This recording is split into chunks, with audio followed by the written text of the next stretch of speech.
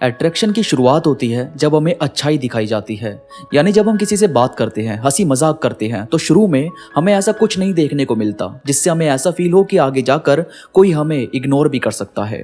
Simple है, जब हम किसी से अट्रैक्ट होते हैं तो वो हंसी खुशी वाले मोमेंट्स होते हैं। अब ऐसे में हम बार बार उन्हीं के पास क्यों जाते हैं जो हमें इग्नोर करते हैं? तो इस बात को मैंने 5 पॉइंट्स में डिफाइन किया है। ये 5 पॉइंट्स आपको क्लियरली बता देंगे कि आखिर क्यों कोई ह्यूमन माइंड किसी ऐसे ही शख्स को फॉलो करता है जो उसके लिए ठीक है ही नहीं। तो इन पॉइंट्स को अच्छे से जानने से पहले अगर आप अब तक मेरे साथ इंस्टाग्राम पर नहीं जुड़े हो तो मुझसे वहां जरूर कनेक्ट हो जाओ। पहले इस वीडियो को अच्छे से समझ लेते हैं, इसके बाद हम इंस्टाग्राम पर कनेक्ट हो जाएंगे। इंस्टाग्राम का लिंक नीचे डिस्क्रिप्शन में मौजूद है। तो चलिए दोस्तों, अब आगे बढ़ते हैं। तो हम बार बार इग्नोर करने वालों के पास ही क्यों जाते हैं? उसमें सबसे पहले है, हमें ऐसा लगने लगता है कि वो शख्स बहुत भोला या बेचारा है और उसको हमारे सपोर्ट की, हमारी हेल्प की नीड है।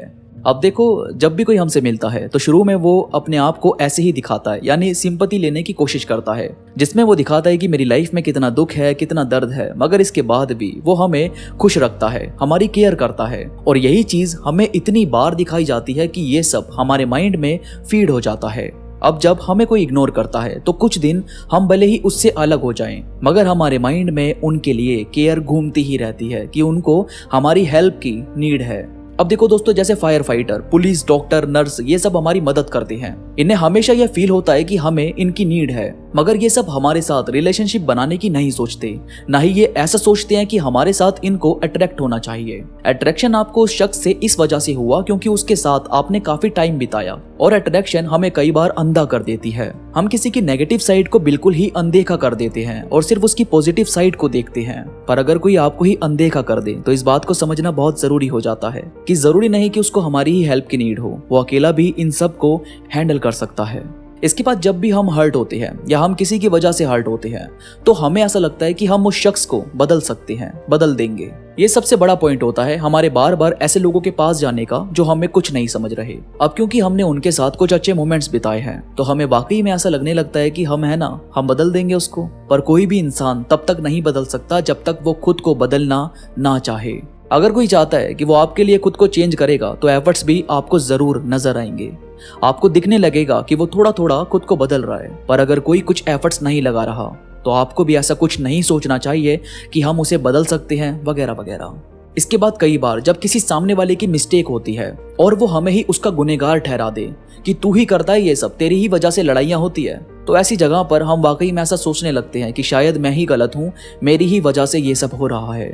जबकि भले ही आपकी गलती ना हो, उसके बाद भी आप यही सोचेंगे। क्यों? क्योंकि आपके माइंड में ये सब चीजें डाली गई है कि जब भी गलती करोगे बस तुम ही करोगे। देखो, रिश्ता बचाने के लिए कभी कभी झुकना अच्छी बात है, पर अगर हमेशा ही आपको झुकना पड़ रहा है तो ये कोई गुड साइन नहीं है। आप अभी इससे बाहर निकलो, ये बहुत जरूरी है।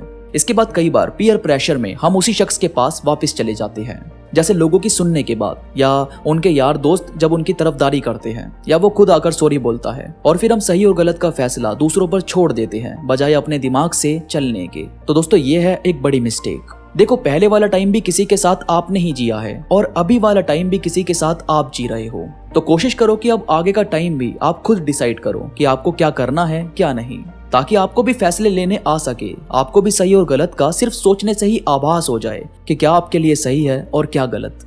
इसके बाद आपको बार बार ये लगने लगता है कि आप उसके बिना नहीं रह पाएंगे और आप अभी भी उससे लव करते हैं। देखो, बेशक आपको लव है, आप बहुत केयर करते हैं, किसी को बहुत मानते हैं, मगर क्या आप ये सब डिजर्व नहीं करते?